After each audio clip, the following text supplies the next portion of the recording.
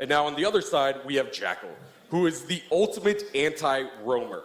We present you for the first time an operator specialized in giving intel on moving opponents. In Velvet Shell, roamers beware. I'm going to start off with you, Simon. Tell us a little bit about Jackal and his ability. So Jackal comes equipped with a visor, which you can turn on and off at will. It doesn't run on a battery or anything. And when he does activate it, he's going to be able to see the footsteps left by the defenders. No, we saw a little bit of that yesterday, and people have been sort of seeing that. But what else? We were hiding something, right? A little bit? Oh yeah, we've been hiding a feature that's pretty cool about the gadget. So you're going to witness it in an instant. So as you've seen right now, Jackal is tracking his prey. He saw that the defender went up the stairs, and there he scans the footprints, and he can identify the target, and it pings him on his location. That's pretty awesome. That's really crazy. And so how many times, how often does it ping the location of the opponent? So when you put the hunter's mark on your opponent, he is pinged immediately, and then he's going to be pinged every 10 seconds for 30 seconds. Wow. So you can really track him down, even if he keeps on moving. Nice. So one ping every 10 seconds for 30 seconds. Exactly. So you'll be able to sort of track his movement. If perhaps he's rotating to another side, you'll be able to see where he's exactly. rotating. There's no hiding from Jackal. Now, there's also going to be kind of an interesting play that we might see play out here in just a few moments during this full reveal, but it may actually, we'll be able to see some counter strats to that, maybe some trickery, right? Yeah, exactly. Like when we design operators, we always keep in mind the interactions with the other operators, like how can the other operators interact with him. And so Kavera, our ultimate roamer, when she uses silent steps, she actually doesn't leave any footsteps. So she will be able to have these like crazy mind games with Jackal. That's really interesting. And then there's going to be a few other operators that might be able to disrupt his gameplay as well. Yeah, exactly. Our good friend Mute, if Jackal steps into a zone of effect of the jammers, his vision is going to get blurred. He's not going to be able to see, so he will have to turn his visor off. Wow, that's really crazy and really interesting. I cannot wait to see that. Maybe we'll see some interesting Kavera plays, maybe some Mute plays.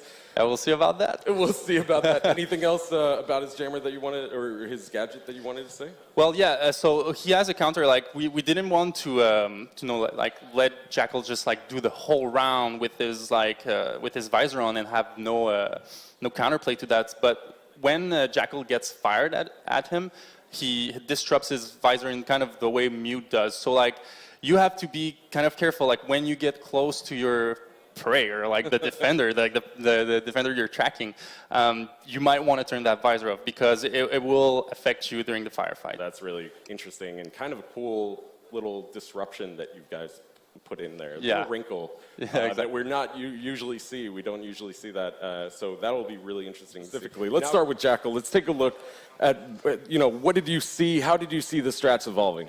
There was a lot of interesting gameplay. We saw some really flashy kills, but like Jackal, as we saw, is all about information.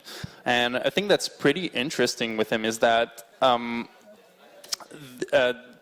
information, like seeing footsteps, is something, but not seeing footsteps still counts as information because I don't know if I've mentioned, but like the footsteps left by the defenders stay there for 90 seconds. So if you get in the room in the early game, if you don't see footsteps, that's safe for you because that's information. So there's an interesting balance that you're having with Jackal here, where there's a certain amount of information and a certain amount of lack of information exactly. that provides information itself in itself, like intel as to whether an operator has entered a room or not.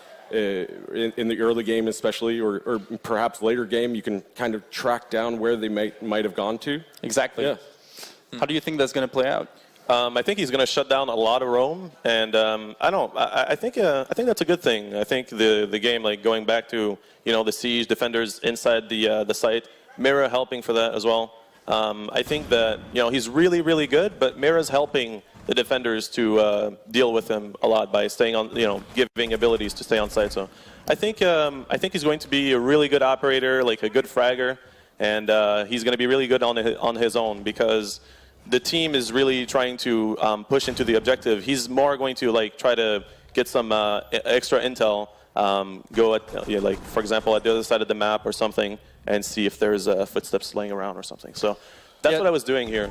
Yeah, that was kind of the idea of going into like Mira and Jackal. So like Mira is going to make it very hard for trying to breach through garage or like garage doors, because right now if you put a mirror on that, like the bend it's going to get bend the trick. Like you're not going to be able to enter it. But then we came in with Jackal, who helps the conventional ways of getting to the bomb site, like deterring roamers and getting there, without having to do this big breach out of there. So I think that's going to be very interesting. Now, I want to bring up one specific moment with Jackal here, because there was a moment with you and Caveira that was kind of interesting, where you tracked her footsteps, and then you were able to see that she kind of rotated around the map. Yeah. And you got the jump on her as she was entering the other room, right?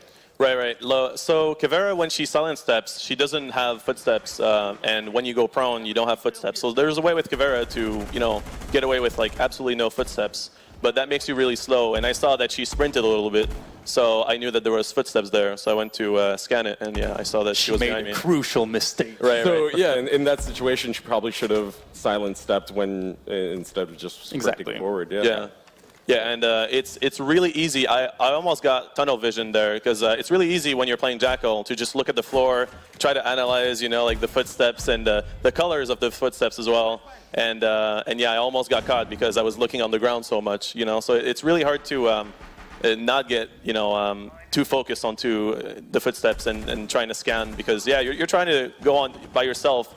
Without any teammates usually, so you have to be really aware of your surroundings. Simon, what are your thoughts on that? But yeah, let's touch on you mentioned the color of the footsteps, and I want to touch on that because there's a freshness system with the footsteps. So if you see red footsteps, it means that they're very fresh tracks. It's just been made, so like the defender is going to be around. But if they're very like cool, like blue, green, it means that they might have been there for like a minute. So that's really interesting. So there's a little bit of visual cues as to whether or not you can track down your opponent during using his gadget. Exactly. Like he's all about intel.